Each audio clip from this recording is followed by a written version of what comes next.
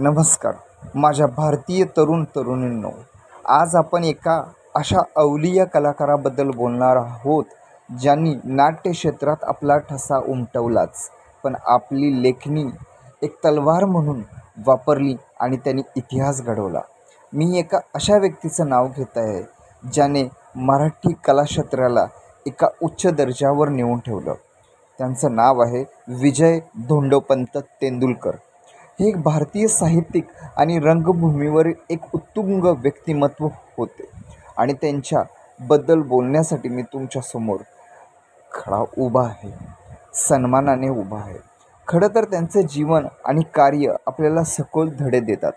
विशेषतः आपण भारतातील तरुण या नात्याने आपल्या सामाजिक मानसिकतेला कसे आव्हान देऊ शकतो आणि बदल करू शकतो हे ते शिकवतात। विजय तेंडुलकर हे केवळ नाटककार नव्हते, तर ते एक दृष्टे होते ज्यांनी आपल्या कलेचा उपयोग समाजातील कठोर वास्तवांना प्रतिबिंबित करण्यासाठी केला। कोर्ट चालू आहे, घाशीराम कोतवाल आणि सखाराम बाइंडरसारखी त्यांची नाटके फक्त मनोरंजन करत नाहीत, खरं तर त्यांनी विचार भडकवला, संवाद भडकवला, सीमा ढकलवल्या। सामाजिक बदल घडवून आणण्यासाठी तेंडुलकरांचा कथाकथनाच्या सामर्थ्यावर विश्वास होता। त्यांनी निषिद्ध विषय हाताळले आणि आपल्या समाजातील दांभिकता आणि अन्याय निर्विवाद डोळ्यांनी उघड केले। तेंडुलकरांच्या कार्यातील सर्वात उल्लेखनीय पैलूपैकी एक म्हणजे इतरांना स्पर्श करण्यास घाबरत असलेल्या समाजाचे निराकरण करण्याचे त्यांचे ध्येय। कुटुंबातील हिंसा, शोषण असो, स्त्रिया आणि सत्तेचा भ्रष्ट प्रभाव, तेंडुलकरांची नाटके एक वेकअप कॉल होती। कला हा केवळ समाजाचा आरसा नसून तिला आकार देणारा हातोडा आहे हे त्यांनी दाखवून दिलं। भारतातील तरुण या नात्याने आपण एक निर्णायक वळणावर आहोत। आपला देश वाढत आहे, विकसित होत आहे आणि त्याबरोबर आपला विचारही असाच वाढायला हवं आणि विकसित व्हायला हवं। तेंडुलकरांचा वारसा आपल्याला शिकवतो की आपण निष्क्रिय निरीक्षक असणे परवडत नाही। न्याय समाजाच्या निर्मितीमध्ये आपण सक्रिय सहभागी असलं पाहिजे। तेंडुलकरांचे जीवन आणि कार्य आपल्याला प्रेरणा देण्याचे 3 मार्ग आहेत। 1. स्थितीला आव्हान द्या। तेंडुलकर कधीही वादग्रस्त विषयापासून दूर गेले नाहीत। कालबाह्य नियम आणि पद्धतीवर प्रश्नचिन्ह लावण्याचे ध्येयही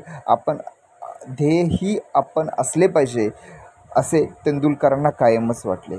कला, सक्रियता किंवा दैनंदिन कृतीतून असो, जे अन्यायकारक आहे ते अन्यायकारक आहे असं त्यांनी ठणकावून सांगितलं। त्याला आव्हान देण्याचं धाडस त्यांनी वेळोवेळी केलं। 2. सहानुभूती आणि समजूतदारपणा आत्मसात करा। तेंडुलकरांचे पात्रे बऱ्याचदा गंभीरपणे सदोष होती, तरीही ती अत्यंत मानवी होती।